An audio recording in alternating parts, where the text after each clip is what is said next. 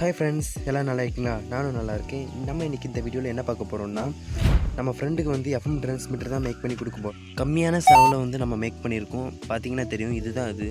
நம்ம இதை வந்து மேக் பண்ணிட்டு நம்ம இதுக்குள்ளே வந்து ஃபிக்ஸ் பண்ணி டேப் போட்டு லாக் பண்ணிட்டோம். இந்த 4 ஒயர்ஸ் வரும். எத்தனை ஒயர்ஸ்னால் 4 ஒயர் வரும். இதில் வந்து என்னென்ன இதுலனா ஒயிட் அண்ட் கிரே வந்து +- 5 வோல்ட்டு, ப்ரௌன் அண்ட் பிளாக் வந்து ப்ரௌன் வந்து சிக்னல் பாசிட்டிவ், பிளாக் வந்து ஆண்டனா.